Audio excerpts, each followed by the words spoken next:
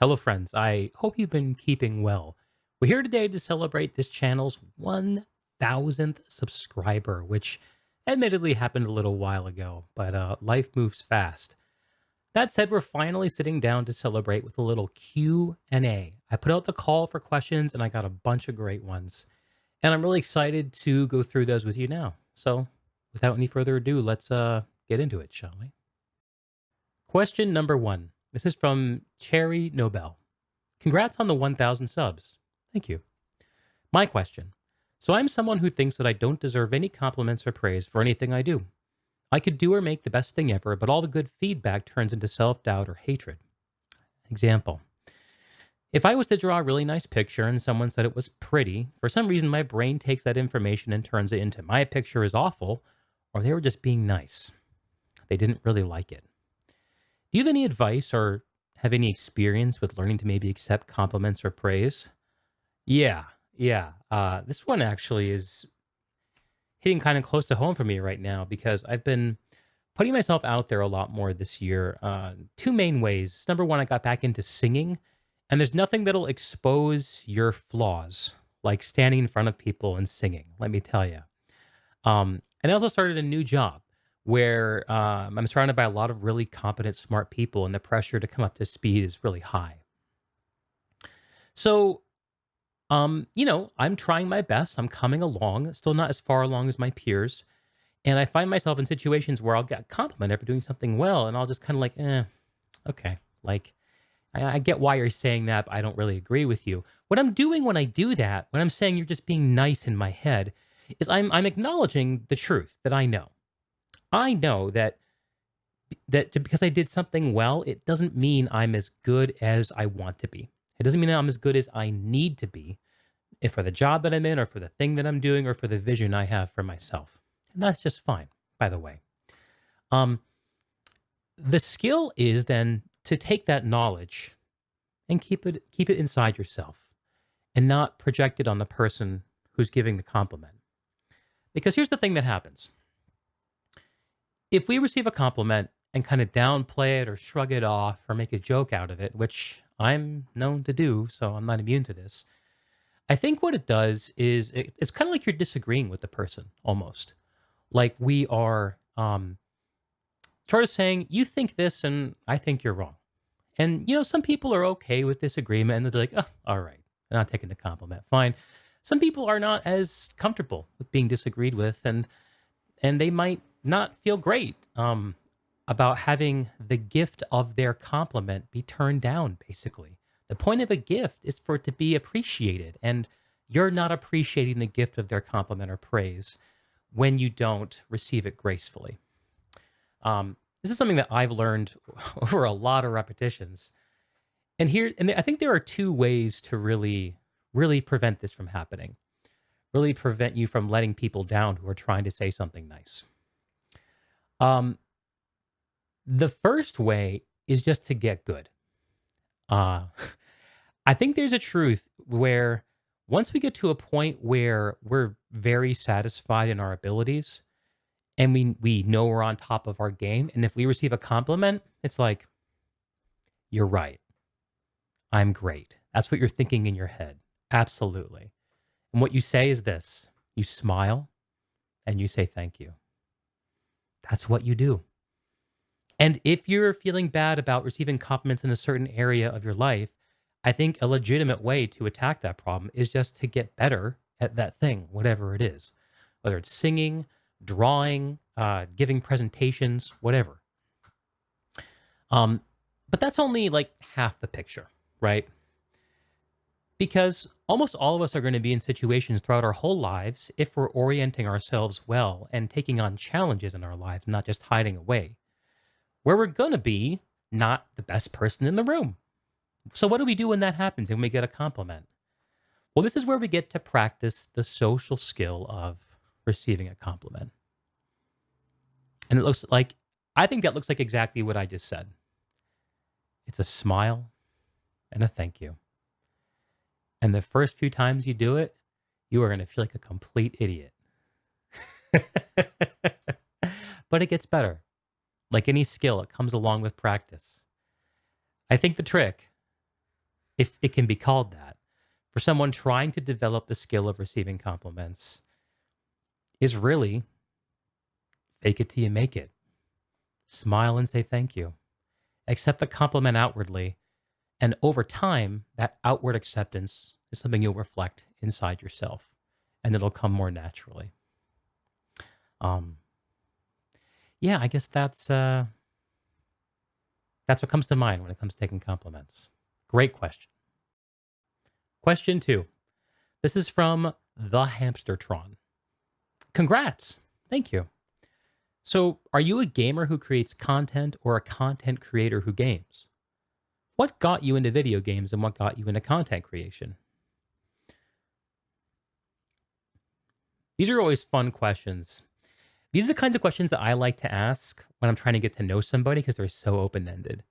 And there are so many ways to answer it. And the only ways to answer is to tell you something true about my life. So, what is the true thing that I will tell you in response to this? The first question: am I a gamer who creates content or a content creator who games? I think I started off as the former, but over the last few years, I've become much more the latter. I feel that, especially in the last year and change, I identify much more strongly with being a creator than a gamer anymore, um, which is a little strange because most of my content is still revolving around games, isn't it? The other part of the question is what got you into video games and what got you into content creation? So I grew up with games in the household. I had Nintendo, Super Nintendo in the house. When I was 13, the N64 came out and I binged that for a few years. When I was 16, I got some PC games, Half-Life, Unreal Tournament, Quake 3, and I just disappeared into the land of first-person shooters for a few years. And there was World of Warcraft, and then um, my life got busy and I reduced my gaming and then I stopped gaming for a few years and I came up back to it all in 2015. I've really been focused mostly on multiplayer MMO type games since then. Um, but what got me into video games, if I could reflect on the quality of video games that interests me, um, I mean, I think that there's a baseline appeal of having some agency over the way things go. And there's something about most of my interests that I've realized over the years is the things that I tend to converge on and being and devoting time into are usually things where I get to give some kind of feedback. And I found myself really pulling away from more passive hobbies like, watching TV or watching movies or watching just kind of observing, reading, things like this, things that feel very passive and getting more into active things where I feel like I can have an effect. Um, And gaming kind of scratches that itch. You're doing something, you're achieving something, you're solving some kind of a problem. Uh, Now, one of the things I've observed about my video game inclinations is that depending on how busy and full of people my life is, I will be attracted either to just kind of casual single player games or I'll be attracted to playing more community focused games. Uh, this is something that I actually only put my thumb on recently, but the phases that I go through where I'm really interested in MMO type games are usually the phases where I'm the most lonely in my life, where I have the least going on and not enough people in my life to feel like a human being. And I try to play MMOs to get that. That's probably a whole discussion on its own. Single player video games have always been something that I've been take it or leave it a little more casual with. I enjoy them, but it's never been important to me to be very good at those games, if that makes sense. Anyway, what got me into content creation? Probably is a little more interesting. So, like I was saying about converging on hobbies that have some more agency involved in them, in when was this? It would have been at the end of 2019, just a few months before the pandemic first hit, the COVID-19 pandemic. Uh, I decided to start podcasting. And there were two things that came together at the time. Number one, maybe three things. One of them was that after 20 years of playing video games online, I was getting to a point where I felt like I was not using my time well. Like I was not getting out what I was putting into it. In some ways, I had gotten past what those experiences could offer, but I didn't know what else to do with myself. Um, so one day, I was just hanging out with a gaming buddy of mine, an old gaming buddy of mine, and trying testing some stuff out, some tech, and ended up getting recorded our conversation. I listened back to it, and I realized, hey, wait a second, this is kind of listenable. And maybe this kind of thing could be something that someone does that I could do. And so at the start of 2020, I started putting it together, asking people on and doing a podcast. That's how I got into it. And over the years, I have just enjoyed the ride of doing the podcast so much. And I have found such an immense amount of satisfaction in getting to connect with people deeply over gaming and their lives and the stories of their lives. Um, it's just been so cool. But anyway, I think that answers the question. Thank you for the question. Question number 4. This is from Lanzer. Who is someone that most closely represents where you want to take your channel? For example, Lex Friedman, etc. Ooh, this is a question. Um, so I love Lex Friedman. He's a podcaster. I guess he is like an artificial intelligence researcher by trade. But he has all kinds of people on his podcasts. Is so good at asking interesting questions and having deep dialogues.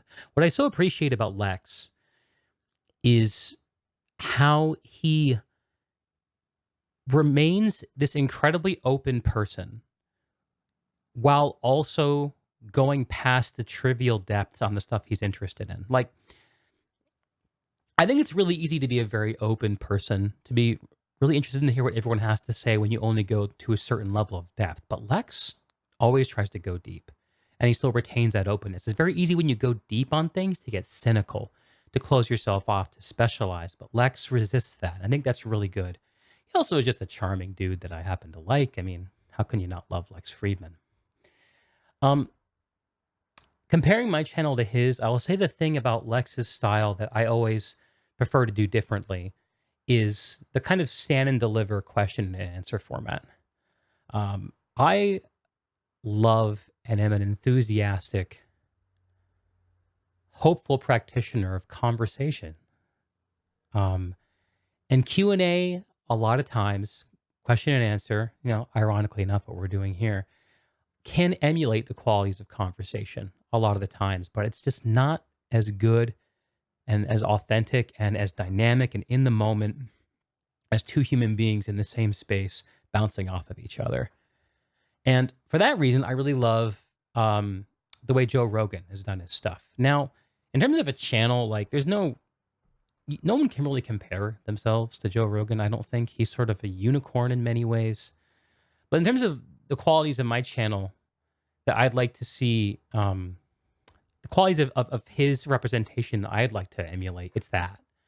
It's that conversational fluency and that openness and a kind of ability to talk to anybody, it seems like. Joe is a really easy person to listen to. And that's such a strong point of what he does that I really love and try to emulate. Um, Another person who comes to mind in terms of channels is Chris Williamson. He does a podcast called Modern Wisdom, and that guy is smart. He's mostly focused on social commentary. So if that's not your bag, it can be maybe not that interesting. But what I think about him and Chris is that what I really admire about Chris Williamson is the quality of how he presents himself and his work, the amount that he's able to do without sacrificing quality, and uh, how he channels an undeniable sense of authenticity in what he brings forth without sacrificing the presentation quality and without, I mean, his stuff just looks so good. His thumbnails are great, and everything about the way he presents his stuff is so on point. But it never comes off as being cynical. It never comes off as being fake or grabby or anything like that. He's not to me, and I really admire that, and I'd love to capture some of that in my own channel. Um, I guess the only other thing for channel I could think of would be like a streaming thing, but to be honest with you, I still have no idea what to do with the stream in a lot of ways. I just know I like doing it, so see what happens, I guess. But yeah, thanks for the question, Lanzer. Question number 5. This is from Akshutet. What are the 3 to 5 most impactful books you've ever read, fiction or nonfiction, and why do you think each book made such an impact on you? Hmm. Okay. Let's think. Uh, okay, I can think of 2 nonfiction and 1 fiction book. That'll hit the 3. So let's do that. Um, I always feel like whenever I talk about this, I have to qualify it quite a bit. Many of you have heard of Jordan Peterson. Um, and if you have heard of him, the most likely thing is that you know him as Jordan Peterson, the influencer, talking about trans this, talking about men's and women and blah, blah, blah. Um, but what some people don't know about Jordan Peterson is that he has another side, a side that between friends I like to call Professor Peterson, where he gives some of, I think, the most useful advice about how to be an individual person dealing with problems in the world or problems in the self as well. Um, in 2017, I got my hands on his 12 Rules for Life book. And I can't remember how it was recommended to me. I probably saw a lecture of his or heard him speak on a podcast and decided to check it out. And it happened to come to me at a time in my life where um, I was sort of recovering from a way of thinking about the world that wasn't working. I had some time and some ability to think and make changes. So I was commuting on the bus and listening to this book via audiobook. And in it, I mean, there's a lot you can say about the book and the stuff in it, but for me, the big takeaway was in it. There is a way to think about what the point of waking up on Earth is every single day that had never been presented to me before. Ideas about what life lived well looks like that I'd never seen modeled and never been presented to me, and certainly never been delivered to me with the level of usefulness and specificity that that book did.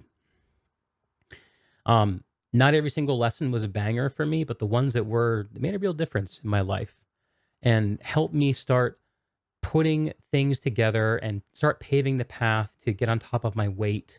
At the time, I was almost 600 pounds, um, and I now I'm almost half that. Uh, Helped me figure out how to get oriented in my career, how to make things better in my relationship, how to start pursuing my interests more directly, and how to be less miserable overall. So that's probably the first book that comes to mind. And, you know, for anyone who out there who has seen Jordan Peterson's influencer stuff and doesn't like what you see, I understand. And you're not wrong, probably. Um, but there is some real gold there that he's delivered, if you care to dig for it. At least it was to me. Um, Book number 2, I have less to say about this. This will be another nonfiction book, but Meditations from Marcus Aurelius, the Roman emperor, the Stoic Roman emperor who went through his life as the most powerful man in the world, trying to do nothing but what the right thing was, and is remarkable for doing that. Um, who wrote down thoughts and reminders to himself of how to live and what to not forget about and how to orient himself, and intended for those notes to be burned when he died. But some very uh, enterprising person didn't let that happen. And now we have the Meditations. There's just so much good stuff in it. Little reminders. I love how short they are. Little reminders that a key to life is to take an obstacle and make it part of your plan. Make it part of the conflagration of your life, the fire within you. burn up the things that are in your way and bring them in. Things about, the best revenge against someone who's wronged you is to not be like them. So many great reminders of how to how to order your response to things that happen to all of us in our lives in a way that works out the best for ourselves and the people around us. Um, just a remarkable work, and so easy to just pick up, read a passage or two, get something out of it, move along with your day, which is how I mostly consume it. That's book two. Um, okay, so the last one, book three. This is going to be a fiction work, and I'm asking myself how much I want to say here. I've read a lot of science fiction and fantasy in my life, and not even though I've enjoyed almost everything I've read, not much of it has had. Let's see, how was this phrased? Not much of them have had an impact on me, the way that Dune has by Frank Herbert. The first time I picked up Dune, I couldn't get through it. It's not a long book, but the start of it is so building and building and slow, and there's this cut where it's like dot dot dot dot. You think it's going nowhere, you think it's going nowhere, you think it's going nowhere, then it's off to the races. It's like, oh my god! And once you get to that off to the races point, you just can't put it down. I didn't get that far the first time, but I've read it a few times since, and I think what's really cool about it is the mythos of the Kwisatz Haderach. Um, God, how much do I want to say here? So, what makes Paul Atreides, the Kwisatz Haderach, the god of this setting, is his ability to reconcile the things within him that are feminine and the things within him that are masculine. This is represented by the spice trance and the memories and the ability to communicate with ancestors, either female ancestors, mothers, grandmothers, great grandmothers, etc., or fathers, great grandfathers, and blah blah blah. In this setting, there is a sort of matriarchal cult called the Bene Gesserit, who train people and develop bloodlines by planning out uh, kind of royal weddings and matchmaking with the goal of producing this person, this Kwisatz Haderach, this god, this shortening of the way. That's what it's called. And um, what happens in Dune is they get there a generation before they expect it, so they're surprised. And what's going to be special about this Kwisatz Haderach when he comes along is the Bene Gesserit already have many, many people, and Paul's mother is one of them, who are able to, from within the spice trance, actually speak with and commune with their female ancestors. They have those memories, those personalities there within them, and that sort of represents a kind of wisdom and knowledge and contact with that way of being. But they're not able to do their masculine past. There's a block there, is my understanding. And the same thing for men.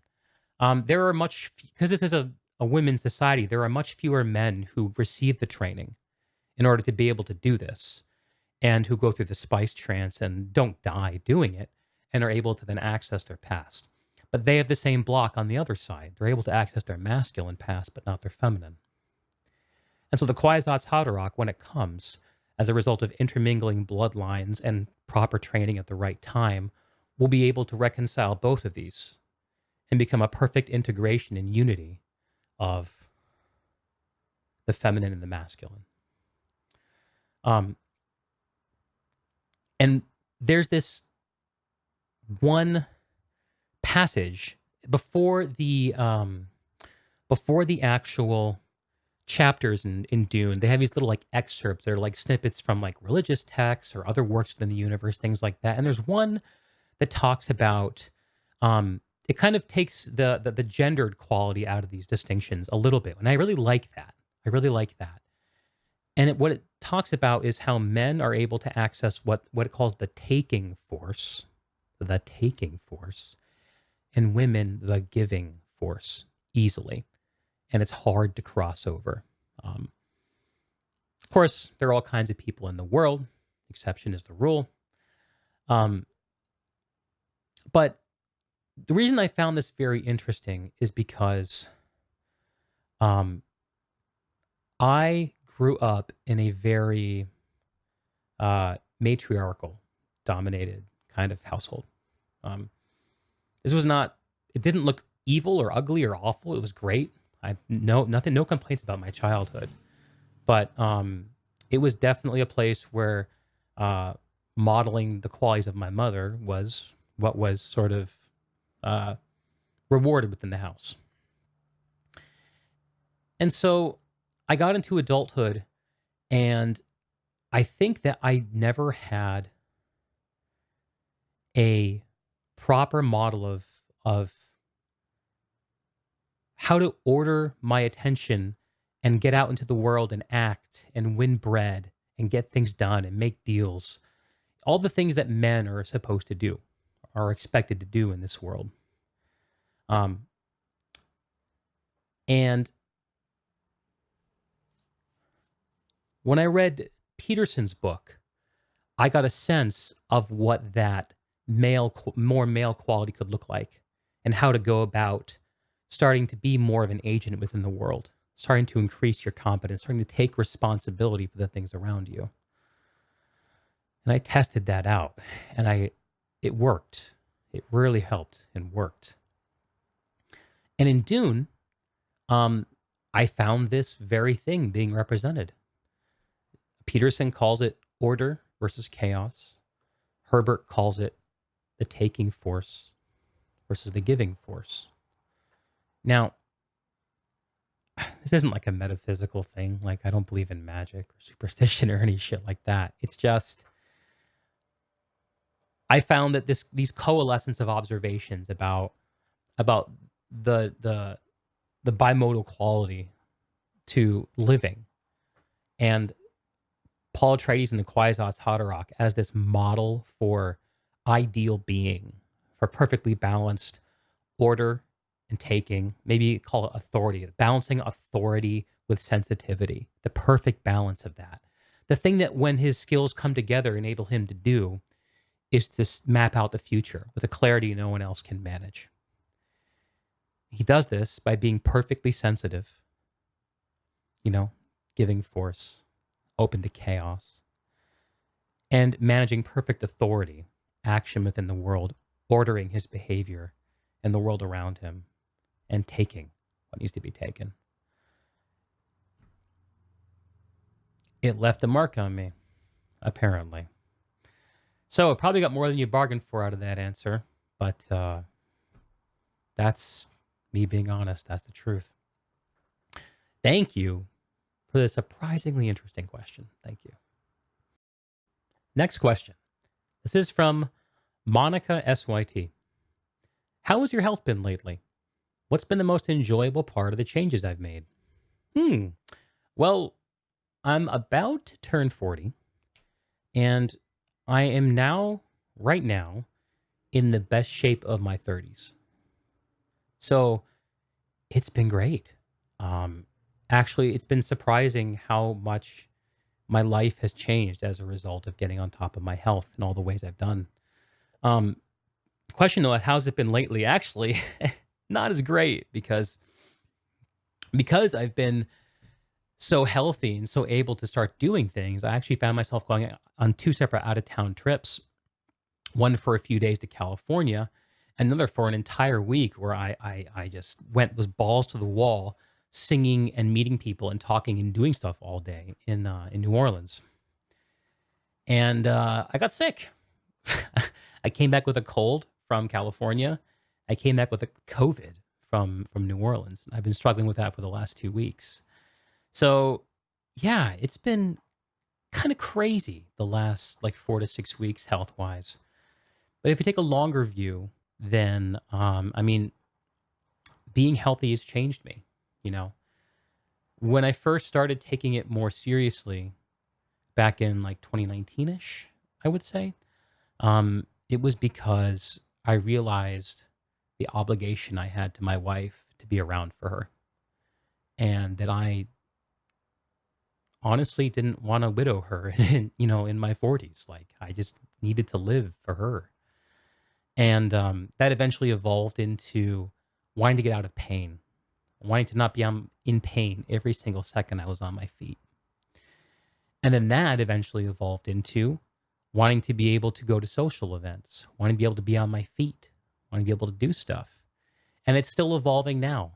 Now I've gotten to the point where I can go to social events, I can travel, I can do stuff and be out of pain and walk with people without huffing and puffing and making a spectacle of myself. I'm really damned proud of that. Um, Other enjoyable parts of the changes. I mean, some of the changes that have been made are just well, quite frankly, I talked about this on the channel, is realizing that my testosterone levels were very low and doing something about that. That has turned on a level of energy and focus that I've never had in my entire life. Um, Now my testosterone levels are normal for a man my age, and I feel like a completely different person.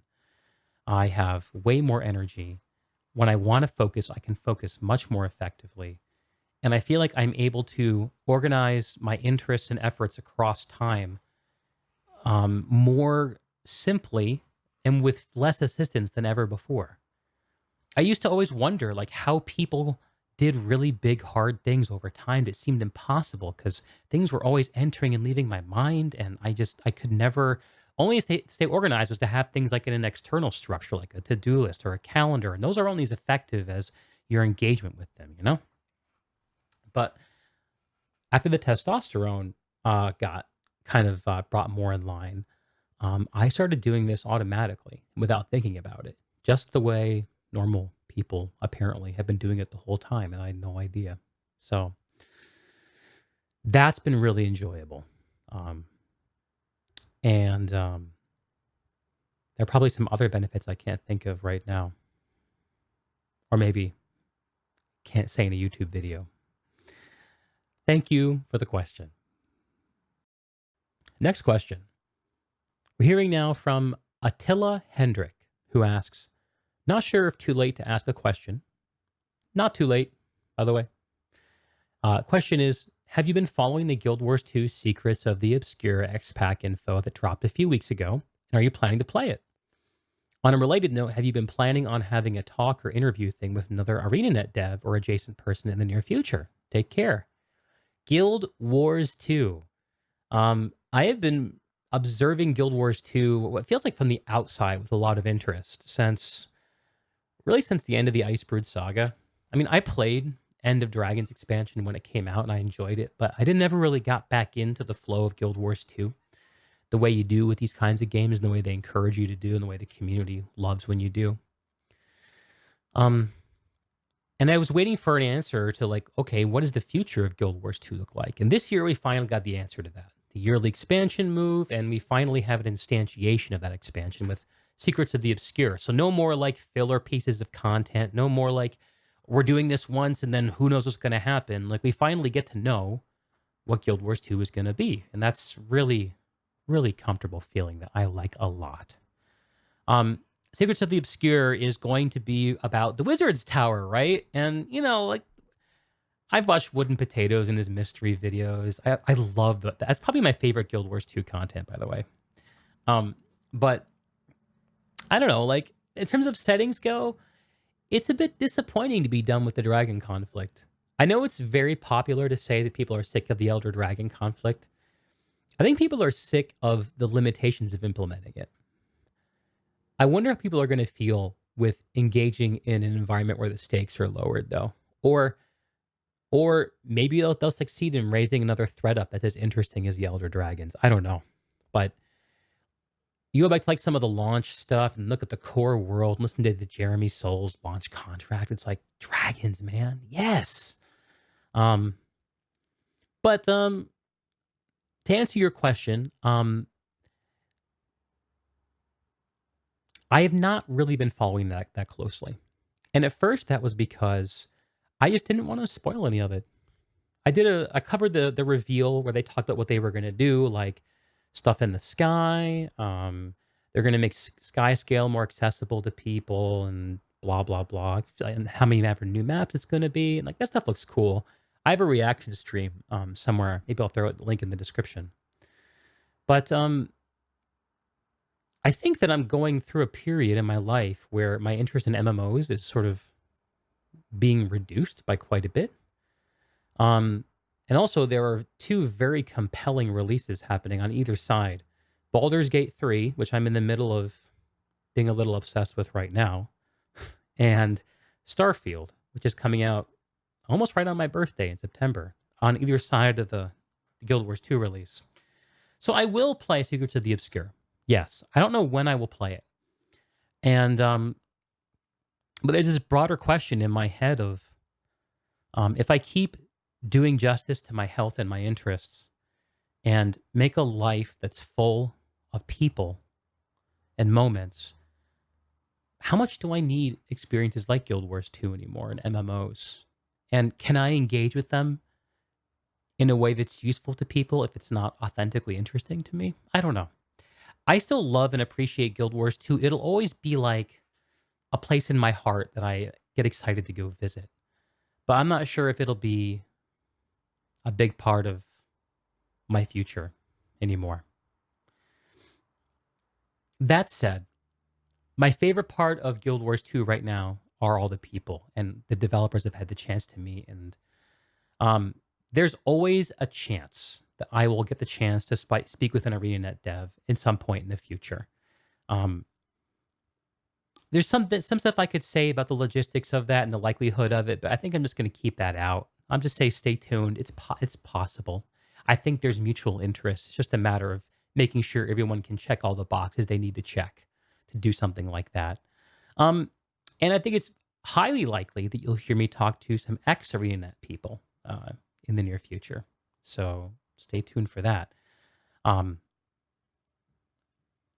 I'm really challenging myself these days to grow the podcast horizontally and not do just PlanetSide 2 content, just Guild Wars 2 content, but those will always be comfortable homes to come back to talk to people about.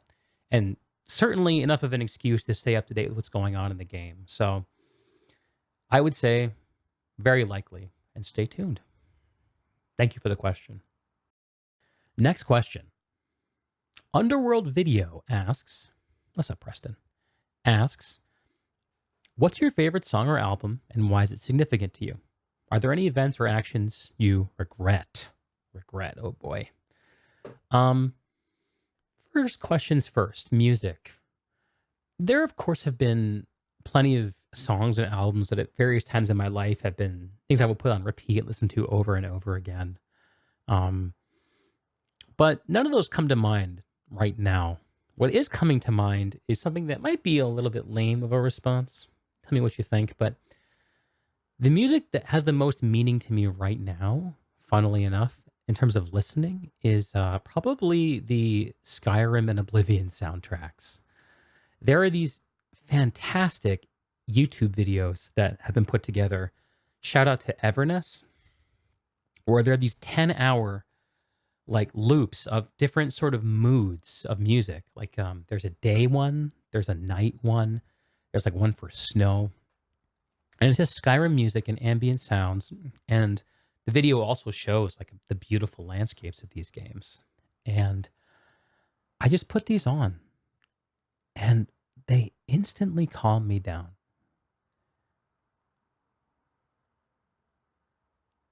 And I tell you, I talked in an earlier question about how in the last year my energy and sense of focus have become much more effective in recent times. And that's I've been able to do more and get more done. That ordering instinct, that tendency to try to finish and complete things, it makes us focused on the boundaries between things. It makes us focused on this, not that. Because in order to achieve an outcome, you have to identify what the negative outcome is and go away from it. It's about categorization, ordering. and taking responsibility. And it gives you this firm sense of being an individual in the world and your own limitations within your operating spheres. And it's important to be able to be effective there and to do those things. And I become more effective than ever. But I think a funny result of that is that I've become more distant from this other necessary sense, which is the sense of connection to the things around me, the sense of dissolving the ego and those senses of boundaries between us and the things around us. The chaos that comes from sort of eliminating the boundaries and letting everything swirl around together and just being in it. I think the most dramatic way I've found to be able to do this actually is to go out for walks in nature. Um, and I go out for walks around town all the time to get some kind of degree of this, and it works. It's better than Skyrim, but not as good as like walking in like a beautiful park or along a beach or something.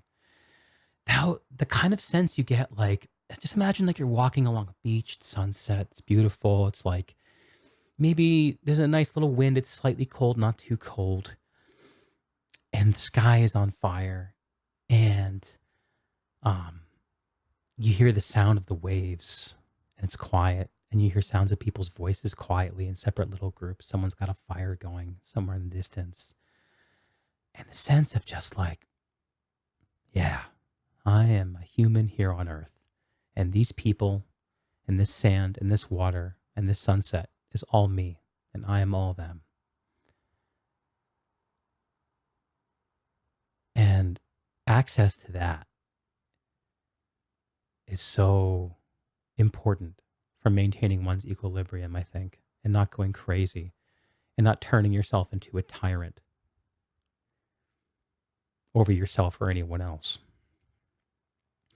And the Skyrim and Oblivion soundtracks, musically, are the closest thing to being out in nature that I've been able to find. And I use the crap out of them. Most nights when I go to bed, I listen to the uh, Everness's Skyrim Night with Rain Sounds. Helps me sleep.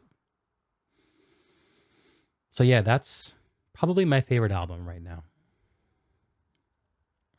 Part two of the question was, are there any events or actions that I regret? Let me think about this for a sec. Well, what does regret mean? I think regret means that it's something from your past that you wish you could change. And of course, you can't change the past. We can have an effect on the future. So maybe if we reframe that, we can say that regret is knowledge of the past that reflects a wish for the future. I regret the way I handled this. Next time, I want to do better. Actually, I had a little spat with my wife a couple nights ago, and it was kind of bugging me after the fact. When I was separated, got some distance. We kind of cut it off before it got too bad. But I was just like, that was icky. Why did that happen? And I asked myself what my role in that going south was, that communication not being effective and getting jangly and a little bit emotional. And after thinking about it for a little while, I was able to answer the question. I was able to think about what I did that made that go poorly, that made me regret that interaction. And I was able to figure out from that what I would try to do differently in the same situation in the future. And if we think about regrets in that way, I millions of regrets. What is life if not a crucible of error and learning, right? uh, I think our regrets, as we classically think about them, are probably a great source of knowledge about our gaps and the opportunities we have to be better people. Um, probably, probably. Now, if I pull my own inner sense and ask myself, are there any events that I regret in my life?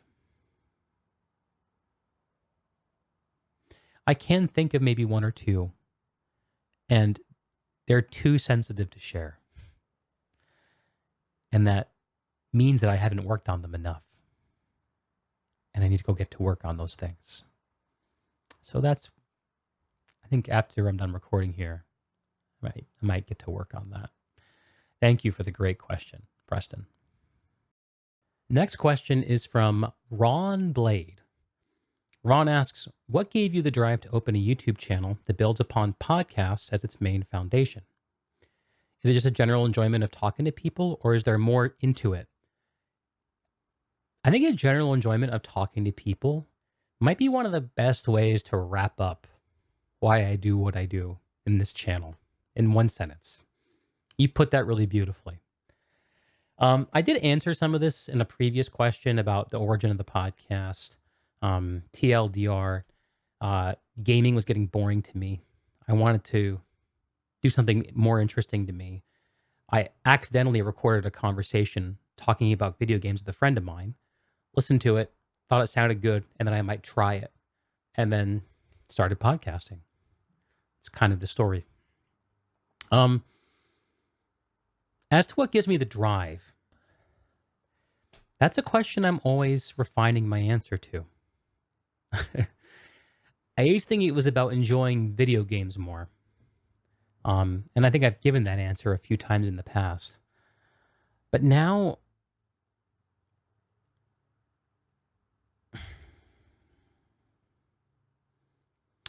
I feel a little differently.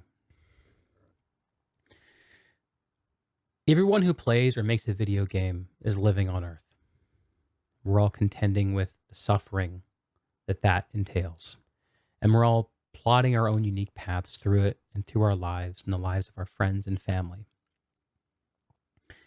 And it's hard. It's really hard. And I think one of the most effective ways to make it harder is to try to do it alone.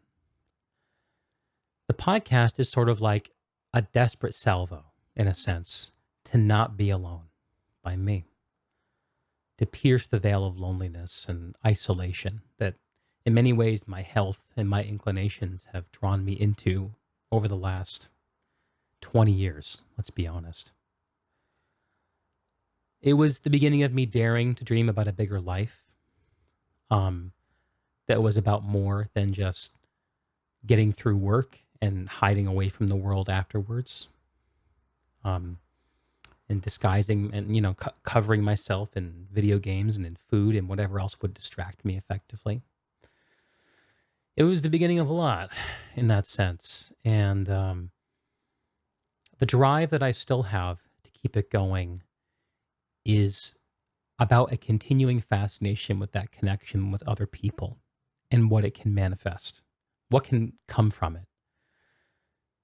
I'm challenging myself these days to be a little less topically focused. So not a Guild Wars 2 podcast, not a PlanetSide 2 podcast, but a more general human thing. But it's hard to get people interested who I might want to talk to. And it's hard to, the whole thing is just time consuming. It takes a lot of effort. So that's an excuse. But man, I don't see myself stopping the podcast anytime soon. It seems to be, as far as I can tell, the greatest gift I can give people through this medium. I intend to keep doing it. So maybe ask me this question in about a year and see if it's evolved. I sure hope it has, because I'm always thinking about what drives me and how to better pilot this life. Great question. Thank you. Hello, friends. You may notice I'm wearing a different shirt for this question. That's because I'm speaking from the future.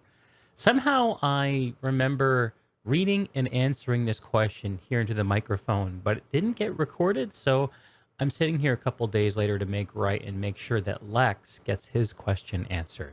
That question is, what is your favorite encounter in vanilla WoW rating and why? Vanilla World of Warcraft.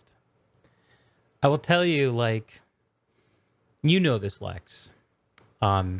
But for everyone else's context, raiding in vanilla WoW was a very different thing than it is today, and even in Classic in 2019. Raiding in Vanilla WoW was all about how to get people together without having any kind of modern social media or communication tools. Sure, like things like TeamSpeak were around, but I remember organizing Molten Core raids without any sort of voice at all. We were all just using party and raid chat. Um, it's kind of unbelievable in hindsight. It was a strange time. And my experience going through World of Warcraft's raids in vanilla. So I got to experience everything from Molten Core all the way up through the Four Horsemen and Naxxramas. That said, I didn't actually get to do progression on Blackwing Lair, on Courage, or Nax. When I say that, I feel a little bit of shame. But it just so happened that I took a break from WoW at the wrong time, and when I came back, all the decent guilds on my server were already plowing through and progressing through these things. So I kind of got into the game late. But I always played off tanks in WoW raids. That's what I like to do. I played on my warrior, and back then the only class that was allowed to tank was warrior. So even DPS warriors were expected to really be ready to tank at any moment. You were a warrior first.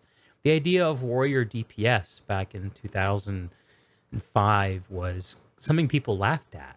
Whirl a rogue if you want a DPS. So what I would love to do is I would have my DPS gear, my tank gear. I just do whatever the fight called for. Sometimes a little bit of both. I think that my favorite encounter that I got to progress through, because there were a lot of good encounters that I just went through on farm where there's just a lot less interesting stuff happening. So I'm not going to include any of the farm encounters I did. But for progression, my favorite thing to do was probably the Onyxia fight. Um, Back in the day, the way you would tank Onyxia is you would have two tanks trying to beat the top of the threat table, and you would ping pong off of each other. And positioning was so finicky on that fight. And if you got hit by the tail, you got thrown into the whelps, and there was deep breath, which no one could seem to predict. I think even now, deep breath has an element of unpredictability. The Onyxia fight, it felt like you weren't experiencing like a scripted video game thing. It felt like you were experiencing like completely something wild every time, especially back then when half the people in the raid group were just dead weight. And so I have the fondest memories of doing Onyxia because it's also something that you would do with pug groups, or you would attempt with, other guilds you were friendly with, because you couldn't always get a full guild run going, especially once you've had people who've cleared Molten Core and Onyxia, 50, 60 times on a character. Do they really have to go back to 61st? Probably not. You backfill with friends, you're bringing alts, people are coming on off specs, and it's just chaos. And something about that I love. In fact, a thing about modern WoW rating that makes it that's a big turnoff to me is just how much it feels like it's a calculated thing. How much it feels like the community has really optimized everything as much as it can be, and everyone knows how to do it. And it's a question of whether you can execute the optimization rather than kind of coming into an unknown world and mapping it out for yourself. So Onyxia back in those days captured that for me. Some other fun fights for me that I didn't get to progress through, but that I got to farm. I always thought the Oro fight was pretty fun in AQ. I also love a good DPS check. So Grovulus comes to mind, and Nax. This isn't vanilla, but Brutalis in Sunwell Plateau and Burning Crusade. Had some real good times on that boss, especially during the Wrath of the Lich King pre-patch, once a bunch of warrior stuff got shifted around. I'm pretty sure I brought a Titan Grip warrior into a Brutalis raid, and I had like double the damage of the next guy there, or something like that. It was just absurd. But yeah, that's what comes to mind with vanilla WoW raiding encounters. I'd be curious to hear y'all's favorite encounters, especially from back in the day if you got to play then, like I did. World of Warcraft in 2005 was just such a... it was a magical moment in gaming where in hindsight, it was one of those inflection points where gaming went from being this thing that was kind of a real niche hobby to being more of a grown-up thing that people knew about, that was a part of normal culture. And I think it came along with, words like nerd and geek not being used so pejoratively. Where if you call yourself one of these things these days, it's not seen as a bad thing at all. So I don't know. Great question, Lex. Thanks. Okay, here is the last question. This is from the Ilindar Legacy, a man that I believe I know better as Kai. In what areas of your life do you sacrifice hedonistic gratification to minimize cognitive dissonance and find inner peace? This question is just an invitation for you to soapbox about the choices you make in pursuit of what you believe is right. That's a big tent. Let's think about this. When I think of hedonistic gratification, the two things that come to mind are food and gaming, probably. Um, I'm practicing restraint from hedonistic gratification right now because I'm a little obsessed with Baldur's Gate 3. It's Sunday afternoon. And instead of sitting down and playing Baldur's Gate, I'm sitting here recording this. And before that, I decided to go do my groceries and go for a walk instead of playing video games. The reason I did all that is because what I figured out over the last 25 years is that I am not a good version of myself when I kick my interests and obligations to the curb to play video games, even for a day. Even for a day. I have to make progress every day. I have to feel that sense and be acquainted with that sense of who I am and where I'm going. And a huge part of that is people. And gaming can be an isolating hobby. Even multiplayer games, the way they connect you with people, can be sometimes more isolating than just not doing it at all.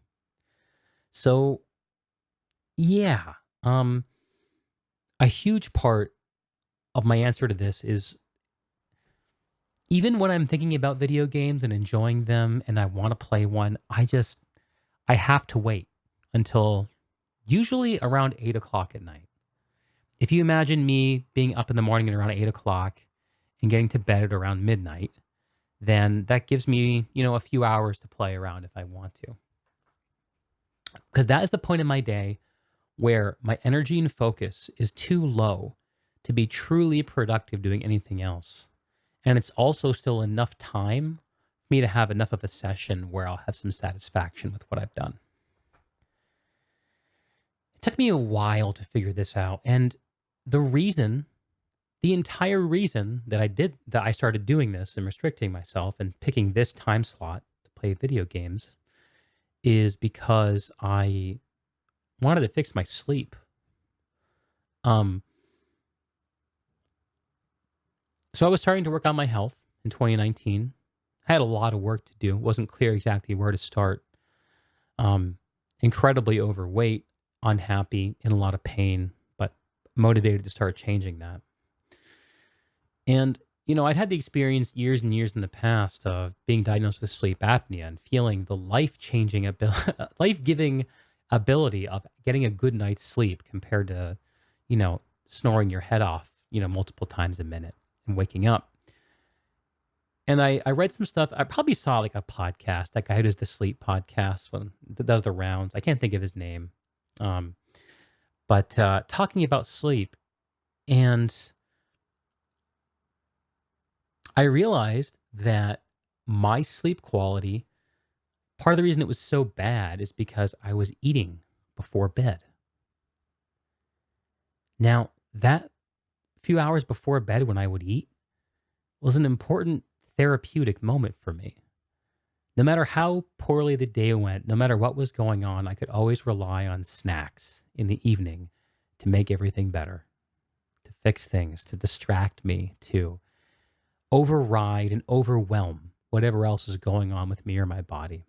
Get into a comfortable spot, find some entertainment, whether it's a game or whatever, and just eat. So Once I realized that I was sleeping badly because I was eating at night, I needed to find a way to not eat at night. And that's when I realized that one of the only that times in my life that I basically don't eat is when I'm streaming video games. Um, I'll eat during work. I'll eat while I'm reading. I'll eat while I'm doing stuff offline if I need to. But when I'm streaming video games, I'm there. I'm in the moment, and I don't like people to see me eating food. So I started streaming at night as a way to not eat before bed to improve my sleep quality. That's also the reason I started going on my regular walks, because I read somewhere like 150 minutes of exercise a week is all you need to sleep better and to live longer. And I was like, shit, I can do that. So that's what I did. I got out there. I stopped eating at night. I started streaming in the evenings. And those things really worked. And they snowballed over years into where I am today, into where I hope to get years from now. But there are times where I really miss just the reckless abandon of a Saturday morning where I wake up and forget about the world and just surround myself with snacks, games, don't take a shower, just be a degenerate.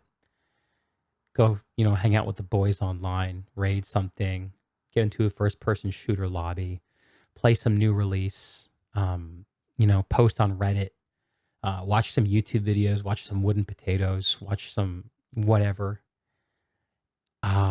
Those days in my memory shine so brightly. I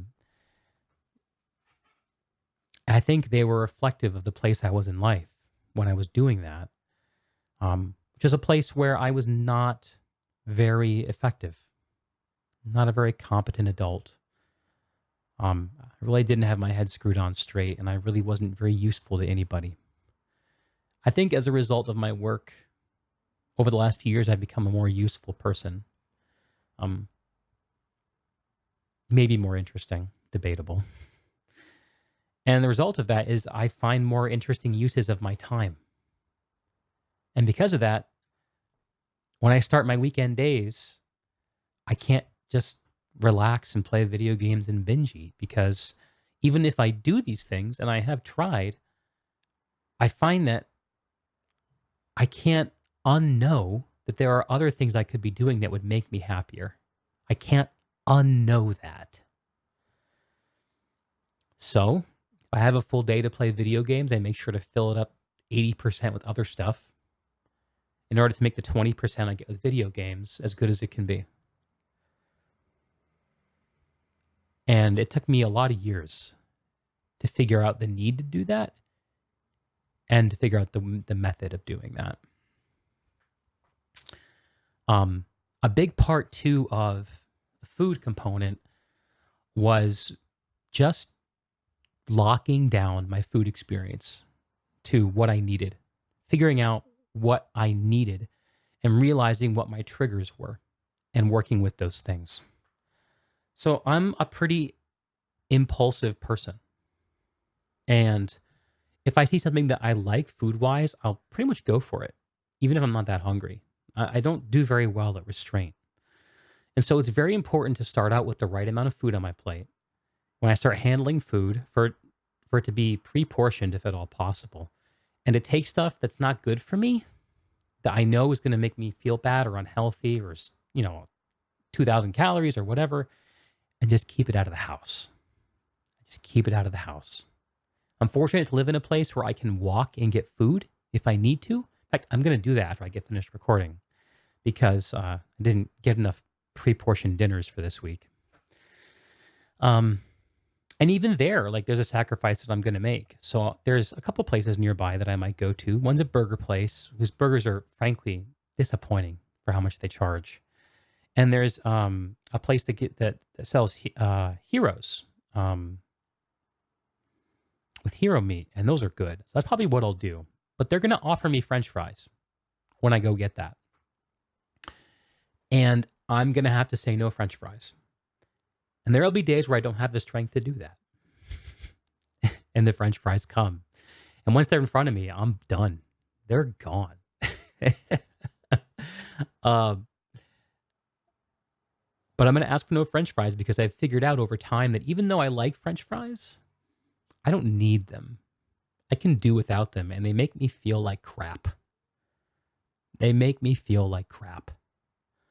Um, so find the things that I don't need, make me feel like crap, and cut them out. Yes, I do have them from time to time, but the latest sacrifice actually is pizza. I used to, and I've talked about this in past videos, I think.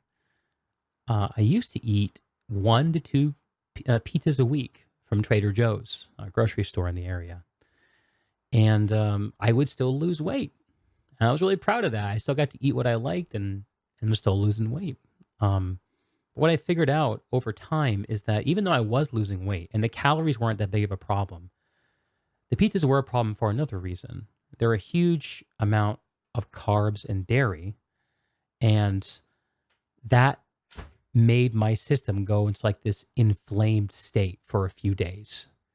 And if I was doing 2 pizzas a week spaced 3 days apart, I was staying in this inflammatory state where my body just wasn't doing good. It was holding on to water. I was feeling a little more foggy headed, a little more lethargic. My joints didn't feel as, liquid and ready to go.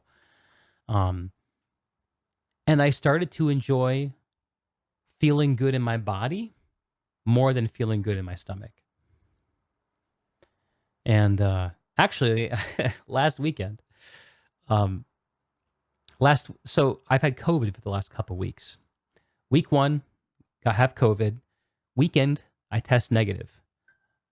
So I'm celebrating. When Monday rolls around, COVID rebounds, and I'm sick with COVID for another week. Now I'm negative again. I'm told it doesn't rebound twice, so I'm officially done with this COVID bout. But anyway, to celebrate last weekend, what I thought was the end of COVID, I had some pizza with my wife. Yes, let's share a room. Let's share food. Oh, finally. What a relief. And, I think that pizza had the effect on me that it always does. I didn't feel good. And I think it might have had something to do with my COVID rebounding. Maybe I wouldn't have rebounded if I'd stayed away from that stuff that makes my body feel so bad. I don't know. It's just speculation. But you invited me to Soapbox on the choices I make in the pursuit of what's right. So why do all this stuff? Why are these things right? I think in order to make these things right, you have to have a model of how to live, a philosophy in a sense. And I think it's really easy to go through life without having any kind of philosophy or just kind of absorbing things in bits and pieces. Be kind, be nice to each other, be creative, whatever. But a real philosophy towards life includes not just how to be inoffensive, but how to be effective and what is meaningful to change and to focus on and how to go about it. I'm still figuring that out for myself, but I'm convinced that either I'm not here on earth for no reason, or I am here on earth for no reason, but I'm going to make my own reason. And I don't really care which it is. Because what I've been living out for the last couple years is a realization that if you assume your life has purpose, if you define that purpose and constantly refine it and test it and update it and make conscious efforts to make your actions and your day reflect that purpose, then you will have a meaningful life. Then I will have a meaningful life. And I think that was the question that started this all. Going back to 2019 when I was getting out of the hospital and I finally understood just how freaked out my wife was that I was going to die in the hospital and leave her alone. Well, why live? Why? Took me a little while to start answering that question. She is certainly one of those reasons. You guys are one of those reasons. All the young people, and especially young men out there who are trapped in social media and especially video game communities and feeling stuck in their lives, that's worth living for, worth waking up for. And all the people who want to share their life with me via conversation and learn from each other and help us all learn how to navigate this life a little bit better. That's worth living for. Thank you for the question. And thank you, everyone, for subscribing to this channel. Happy 1,000. I'll figure out a threshold to come back and do this again. I so enjoy these Q&As, and I hope you did too. Till I see you again, please take good care of yourself and be good to each other. I'll catch you later.